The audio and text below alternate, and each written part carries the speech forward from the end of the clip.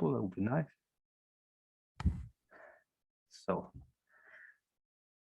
So good afternoon, Bridget. How are you? I'm good, thank you. Quite excited to be here. Exciting to have you here. So it's great. I mean, I know you obviously for a long time as my coach and my trainer for NLP and through business networking. I don't think everyone necessarily knows you as well as I do. So can you introduce yourself to our listeners? And I guess I know how you describe yourself, but how would you describe yourself? Sort of like my identity rather than what I do. Well, I can tell you, well, let me tell you what I do. So I'm a Neuro Linguistic Programming Master Trainer and coach. Used to be a GP and felt I was just scratching the surface. So left and did some coaching and I'm now an NLP Master Trainer. So there's only one of me in Wales. So that's nice. And who am I otherwise? So I'm a bit quirky. I'm a bit different. I like to do things differently. I call myself a Chief Unsticker. So I really enjoy unsticking people in terms of their thoughts and their feelings and getting them out their own way and sort of self-sabotaging. I'm a gran. I'm a dog owner of 2 dogs, and including an English Bull Terrier who's quite opinionated and stubborn, but lovely. Who else am I? I don't know. It's I'm someone that sort of likes to find joy and freedom, and made some big decisions along the way in order to get that. Yeah, and you know, I'm a chatty, fairly informal but also professional sort of person that just likes helping people to reach their full potential and teach them some new skills. I think that's all I can think of for now. Well, I think that's a very comprehensive introduction. I wish I could introduce myself that way. Interesting. I mean, you mentioned earlier your background as a GP, which I know, of course, I remember you from the networking events with your stethoscope, because that's your image a little bit, wasn't your brand. I mean, I know that your NLP training and the way you went afterwards was kind of a reaction to that sort of medical model. But I would just like to turn this around, I guess, and ask, is there positives from that medical training that you think you actually have adopted in sort of your life, in the way you look at the world and people? Yeah, I think the reason I ended up doing medicine, well, I did physiology first, but the reason I ended up doing medicine is because I like putting things together and solving problems and just creating a whole, I guess. So, you know, I'm a jigsaw person. I do well, I did need to perhaps take it back up again, is airfix models, you know, just that sort of thing, putting things together. And then I guess I decided I wanted to know how the body works and did physiology, and then I added the people in, and then got really fascinated by how people work and how they well, I don't think I really knew to start with that people were affecting their physiology, but now, you know, I know that the unconscious mind affects your physiology and all your cells and things. And so, yeah, I guess it was a good sort of grounding. I've always been one of these sort of people who's quite big picture, and I've got lots of ideas. And I guess that's in some senses perhaps where it didn't fit with the medicine, because you know, medicine's about prescribing and evidence-based, and I was always thinking, well, how could we do things differently, and you know, what would work better for the patient? So I ended up leaving and becoming a medical director, because I thought there were better ways of managing the patient doctor-patient relationship and the patient NHS relationship, but soon realized that I couldn't. But luckily, when I was there, I had some coaching because I was responsible for clinical safety in 2 days a week, and it became quite impossible. So we all had some coaching, and it just changed my life, really. So I guess from how did my medical background contribute to where I am, that's probably it. And also, I just felt like once I started learning about mind-body connection and how people can change their thoughts, I realized I was just scratching the surface of helping people really in that 10 minutes. I loved working with people. I enjoyed terminal care, and I like getting into rapport with people. So it sort of fits in some ways. So that's sort of how I got here. And when I decided I didn't want to do medicine anymore, I left. I took early retirement and then thought, what am I going to do? And there were a vast number of options as usual with me, but I thought none of them was really going to keep me happy and fulfilled and interested. So I did some coaching training and then came across Neuro Linguistic Programming, and it's sort of been history after that, really. And the rest was history, as they say. Yeah. I'm curious. There are so many approaches on there, because especially now that we have this online access, I've met so many different therapists and coaches, and there's almost like an approach for every individual out there, to different types of training, different types of things you hear. What is it about NLP that makes it different, you think, than anything else? Or is it different and unique compared to anything else? Or is it something that takes elements from other approaches? What do you think? I think it's been developed from modeling excellence. So Virginia Satir, family therapist, Milton Erickson, and Fritz Perl, and it's sort of based on psychology. And when people realized that people were getting results, then they sort of unpicked how they did it. And I think that's the thing that makes NLP different. It's about how does someone do it. So it's the pattern, and the pattern that you use to get the results, the pattern that you use to get the results that you don't want as a person. And I think that's why I like it, because I feel, I have felt that, maybe with counselling, having had a bit of counselling, I didn't really feel like I solved anything, although I had a good idea of what was going on. And that the NLP actually solves things and creates different ways of thinking really, really quickly, and quite often content free as well. So you don't have to spend a long time going over and over the things that have been painful in your life, but just just looking for the patterns. And I think that's why I really like it, because it's content free, it's quick, and comfortable for a client. And I think that's why I'm still doing it. Probably should be retired, but yeah. I'm quite interested in what you're saying, that is about how to do things. I mean, the title of this podcast is "How Did They Do It?" because I'm always interested in how things are being done, and I think you're right. NLP it's about the process. Title. I have to say, it's a good title. Yeah, it's the best title ever. Bridget was the person who helped me to come up with the title of this podcast, and I think it's. I wasn't going to say that, but it's fascinating how I'm saying it now. Happen, isn't it? How does a person do what they do? How do people get the results that they do? And it's just really interesting. Yeah, no, I fully agree.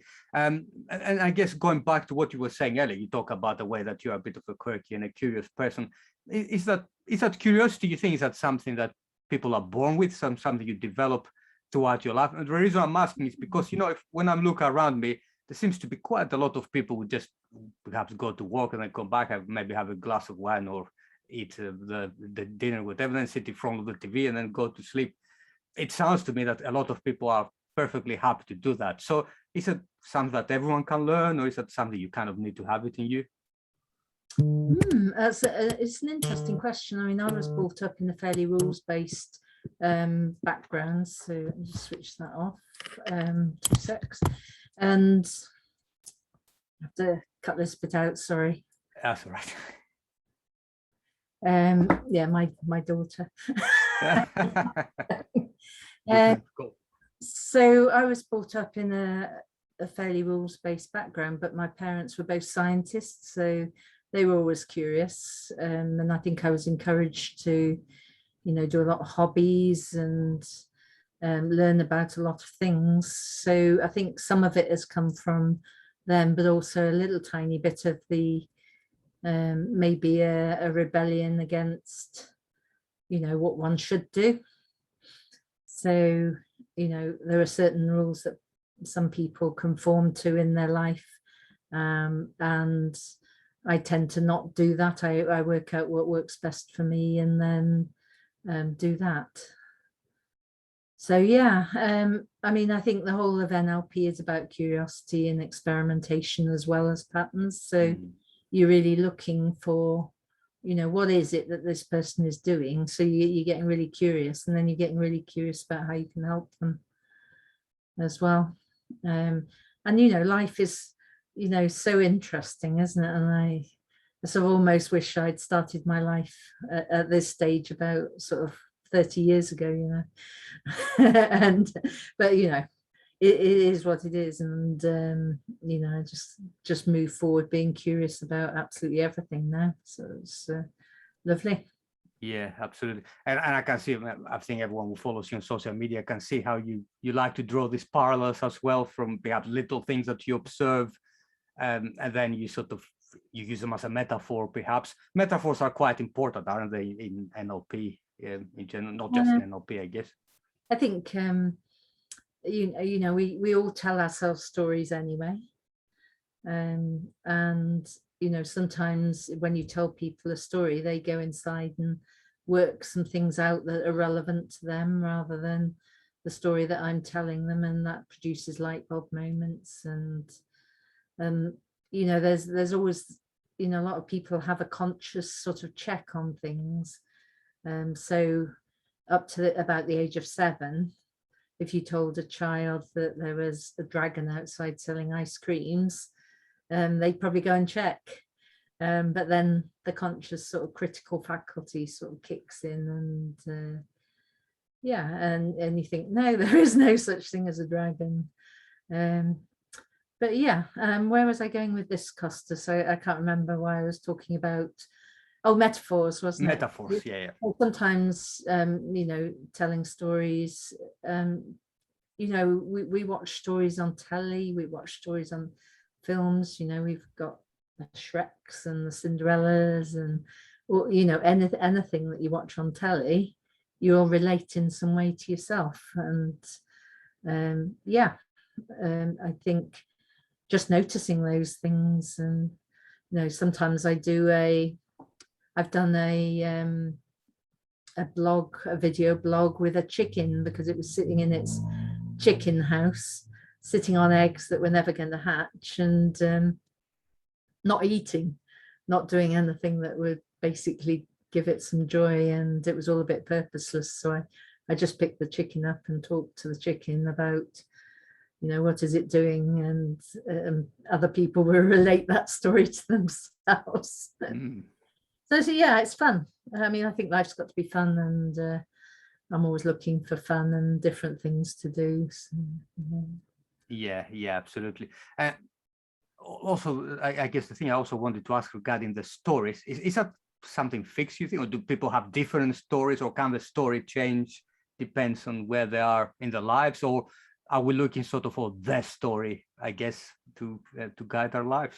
How does it work? I think the story that we tell ourselves, and the story that we have created from the vast amount of information that comes in to what creates our reality, is just a story. And we've done that using memories and experiences, our values, our beliefs, decisions we've made, our language, and something called meta programs. And we create this story, which is our reality, and that either works for us or it doesn't. And we've all got different stories. So, I suspect, when you're talking to your mum or something, and you say, oh, when I was 10, this happened, and she'll go, no, it didn't happen like that. And we've all got different stories of the same sort of event, really. So it's just totally fascinating. And I think the main thing for me is that people's stories work for them, and that if they don't, then we can help them rewrite their script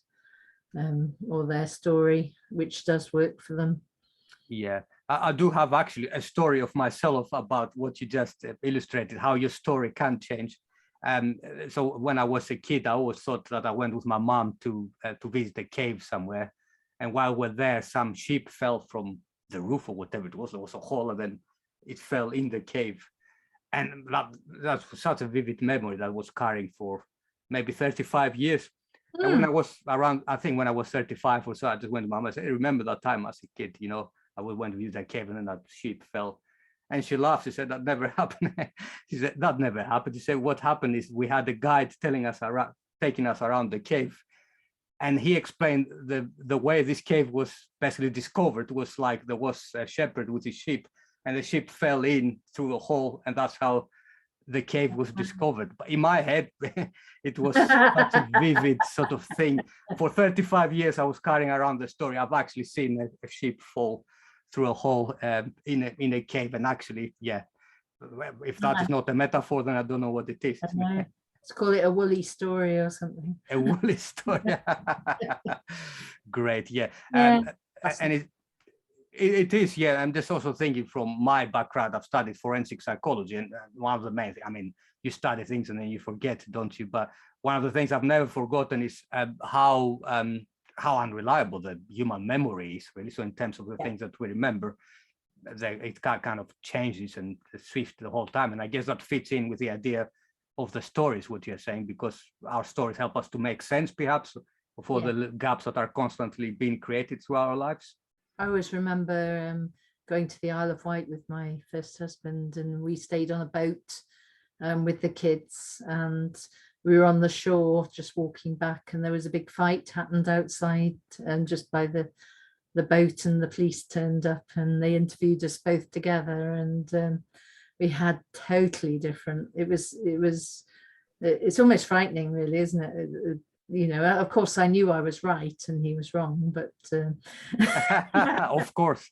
But you know, it is, I think, you know, police and lawyers nowadays are so much more aware that, you know, your story isn't necessarily the same as anyone else's story, and that makes it quite interesting when, you know, criminal things happen or are said to have happened, and you don't know, really, do you? So. Yeah, and that's why, I mean, eyewitness testimonies, as I said, they are actually still very important in justice. But actually, if you know how unreliable they are, it kind of makes you question things, isn't it? You can have 2 or 3 witnesses, like you say, who tell very different stories about exactly the same thing that happened. So yes, yeah. Okay, and something very different now. I mean, one of the things I'm personally very interested in, and of course that's one of the topics of this podcast, is small business owners, solopreneurs, and how they find the freedom. Now, what I see quite often, I mean, talking about mindset, there's quite a lot of gurus, I guess I would say, who say, well, you know, just listen to, I don't know, Jeff Bezos or Bill Gates or, you know, one of the super rich billionaires, you know, how they do things and learn from them. I guess the idea is that, you know, you can model their behavior and then become a billionaire yourself. Now, personally, I haven't seen many small business owners that actually their ambition is to become a billionaire. They usually want to have freedom and a good life, but their ambition doesn't reach that far. But I guess the question for me is, do you think that is what people need? Do you think they need perhaps guidance from someone who has made it as an entrepreneur? I mean, if you are sort of a business owner who just starts out as relatively new and you're still finding your way, is it useful to look at what Elon Musk has done and try to model their behavior, or should we be looking elsewhere? Well, firstly, I think that people have got very different values. So what's important to Elon Musk might not be important to you or to anyone else. I think that people can get carried away by, you know, having huge goals to start with, and because of what goes on in our thinking, sometimes those goals aren't aligned with what we think. So, you know, maybe we do want to become a millionaire in the first 3 years of running our business, but if we think that we're not good enough, or we've got a fear of success, or we worry about who we are, or think that, you know, we're just being a bit of a fraud, and you know, then the thoughts and the feelings that come from those thoughts lead to a behavior that's not going to get you the goals. So it's not really aligned. So I think it's always useful to talk to people who have been successful. But I also think the biggest tool to me in your business toolbox is how you think. And if you can align that and get rid of any of the negatives that are affecting your reality, so things that have happened to you maybe in school or the past, then you stand a much better chance of setting some goals that you're aligned with, working out what your values are, which are present at an unconscious level, and often people don't know what they are. And then just watch your progress, take some consistent action. So I always think of business success as total belief, that's in yourself and in what you're doing, total clarity about your goals and who you are, and then some massive and consistent action. And if you do that and you keep doing it in a consistent way, and you have the right people around you as well, then you're much more likely to get where you want to go. And along the way, you can think about, well, what did Elon Musk or Richard Branson or some of the others, she says vaguely. Yeah. What's the, yeah, anyway. Bill Gates, so many of them. Yeah. They will have all been through this. So if you're reading their books and it's an autobiography, then they will have just made some decisions which either don't help or do help, and that's always useful. And once you know what you want and what you need to align yourself, then you just need to get your thinking in line in order to then get that freedom, really. Yeah, I fully agree with that. And I'm just going a little bit back again to the NLP mindset in general. It's one of the things that struck me from the beginning when I did my training with you is what a wide range of techniques there are at NLP. You've got quite a large number of presuppositions. You've got the communication model, etc., etc. I mean, if you were to pick one technique that you feel is your favorite one, which would it be, and which one would be the most transformational one to really make the change with people? Yeah, I like timeline therapy. So that's an American board of NLP trademarked technique that gets rid of the major negative emotions in a couple of hours. So anger, sadness, fear, hurt, guilt, plus any limiting decisions that or limiting beliefs that you've gathered along the way through your life. And it really only takes 2 hours to do that. And it's usually done within a coaching scenario or on a course. But, it's just so effective because, it all just disappears. It's totally fascinating. I think while I like all NLP techniques, I think this is the thing that's keeping me working with business owners. Yeah. And it's quite interesting, isn't it? Because even I experienced it a number of times where it's almost like the client has some sort of amnesia. Like, did I really have that problem?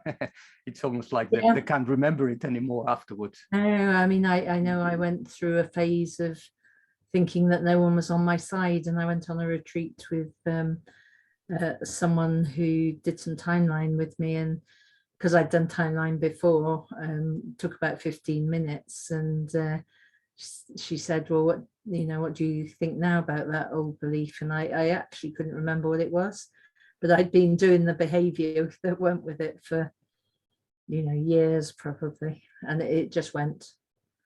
And I just think it's fascinating. And it kind of illustrates what you said earlier. That's the good thing with NLP. You can actually make changes very quickly because it works on an unconscious level, and in the programming, it's almost like reprograms, doesn't it? How you have been programmed to do things a certain way, and then suddenly you don't have that program anymore running, so it's all gone. Yeah, and I think definitely it's just fascinating stuff, and very quick and very, very useful. And anyone that's listening that wants to get in touch either with yourself or myself, then and do some of that, it's just life-changing. Yeah, I agree with that. So I mean, you have achieved dare I say, quite a lot in your life and professional career. Are there any goals or desires still left to pursue? Are there still things that you say, well, I haven't done that, I wish I would, or I'm still working on that and I don't feel I'm there yet? Yeah. So I really want to, the people that I train in NLP and who coach and people who've gone on to do trainers training with me, I'd quite like to give them opportunities to do the coaching and the training under my supervision. And so I'm looking to maybe develop some associates over the next year who will be, high quality and monitored people. And I've also done some supervision in NLP, and I think, for people that have done an NLP course and then sometimes just get left, without any input, I think that's so important, is that, you're able to discuss what you've done and the techniques that you've done and the results that you've got with people. So I'd like to develop that. And then I'm always on the hunt for Joy. I'm not sure who Joy is or where she is, but it's I think it's about becoming much more conscious. So understanding thought processes, being aware of the body and the effect around you, and also I think in order to do that you need to surround yourself with people that think in the same way. And I've made a couple of big decisions recently, and so it's just now about thinking, well, I can sit in the garden and I can watch the birds and I can go here, there and everywhere, and I can do the training that I want to do, and just be aware of my thoughts and just check in and check that that's all going towards the joy and the freedom, I guess. Be able to do that and to keep healthy. Yeah. So there's a lot of sort of becoming much more conscious of these things, but it doesn't sound that it's rationally driven, if you know what I mean. It sounds like it has developed through experience and maturity, and just something that has come about. Is that a fair thing to say? It certainly doesn't sound too thought out. That's just how things have evolved over the years. Yeah, I'm quite a big picture person, so I tend to go, oh, this is good and that's not so good, and so I don't do the details so much. But I think when you become aware of not being aligned with what you want, with your purpose, with who you are, with your goals, and you're aware of that and you do something about it, then you can actually notice next time and do something about it beforehand, and notice those patterns which have come from somewhere, and just be, I suppose, to some extent, and notice the things that are around you, and notice what happens when other people are around you as well. Yeah. Well, Bridget, has been, as expected, a very fascinating and interesting conversation, and I thank you very much for it. I mean, where can people find you, online and offline? What's the best way of people contacting you if they want to find out more about what you do? Yeah, so I've got a website, www. I don't think you need to put that in front anymore, people tell me. No, I don't think so anymore, apparently. I'm stuck in the past there. So drbridgetnlp.com, so drbridgetnlp.com. I have a Facebook group called One Step Closer, where people can come in and learn about mindset and think interesting thoughts. And I'm also on LinkedIn as Dr Bridget Kersott, known as the Chief Unsticker. I'm on Instagram. Where else am I? I think I'm on Twitter. But if you're just interested in what I do and you want to have an interesting conversation, then just fill in the contact form on the website or pick up the phone. So my phone number is 07973 635 102. And if I'm not there or I'm working with someone, I'll get back to you, because I'm always fascinated to talk to people about interesting things, because you learn so much, and can all learn together. Absolutely. Yeah. Thank you very much, Bridget. Thank you. It's okay.